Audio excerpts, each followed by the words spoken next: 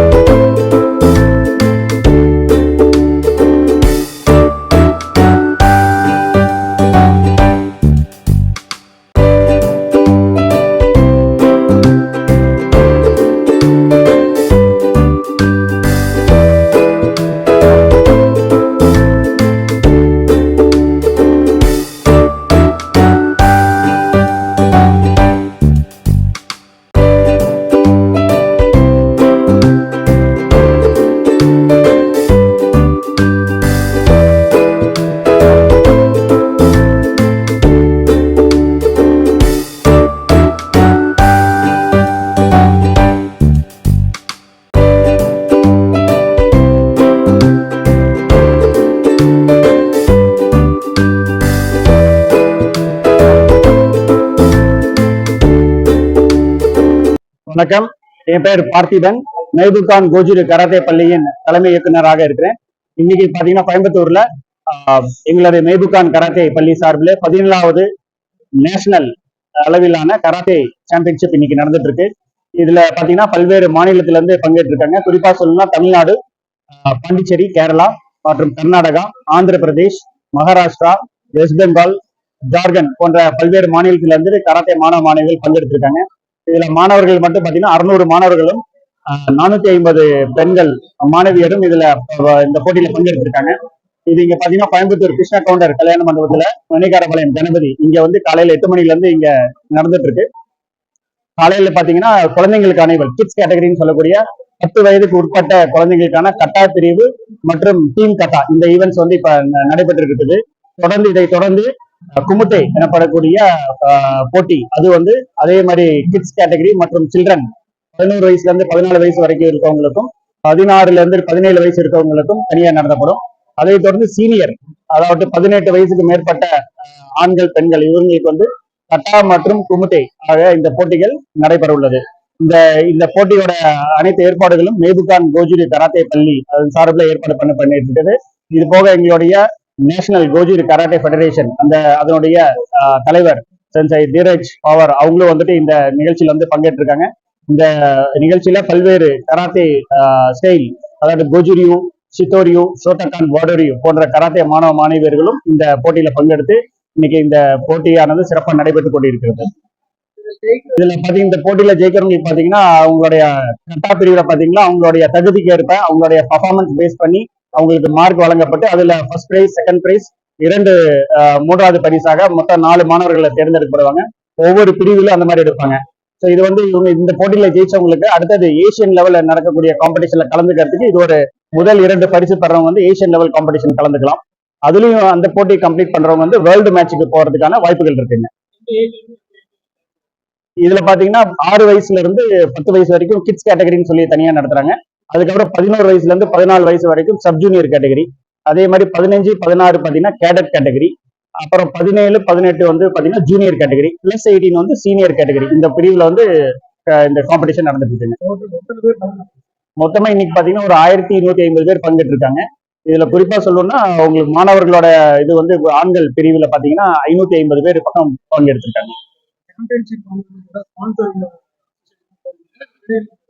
இப்ப இதுல எங்களுடைய மெய்புகான் கராத்தே பள்ளி சார்பில் பாத்தீங்கன்னா இதுல வெற்றி பெற்ற மாணவர்களுக்கு வந்துட்டு அவங்களுடைய அடுத்த கட்ட அவங்களோட இப்போ உலக அளவில் காம்படிஷன் கலந்துக்கிறதுக்கு வந்து எங்களோட மெய்புகான் கராத்தே பள்ளி சார்பில் வந்து எங்களை வந்து ஒரு அவங்களுக்கு உத்வேகப்படுத்துறதுக்காக அவங்களுடைய டிராவல் அலவன்ஸ் அப்படிங்கிற விஷயத்த வந்து நாங்க பண்றோம்.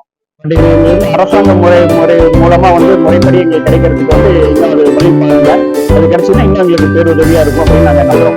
அந்த போட்டிக்கு கடைசியில பாத்தீங்கன்னா அந்த சாம்பியன் ஆஃப் சாம்பியன் நடத்துவோம். அதாவது இதுல வெற்றி பெற்ற அந்த முதல் பரிசு வெற்றி பெற்ற மாணவர்கள் சேர்ந்து ஒரு சாம்பியன் ஆஃப் சாம்பியன் நடத்துவோம்.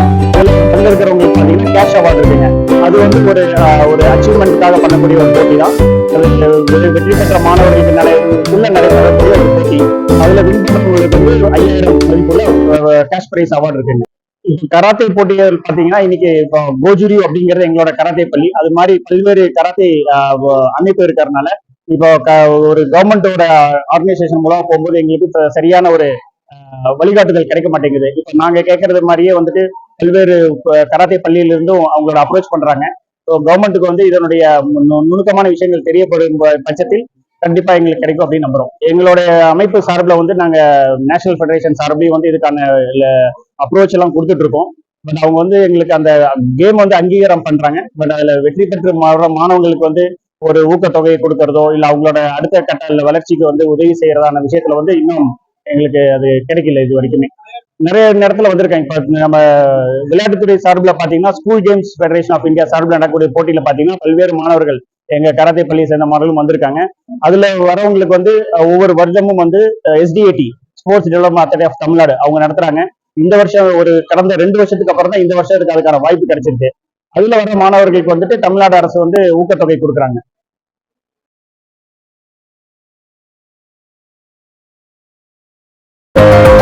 கோவை வாய்ஸ்.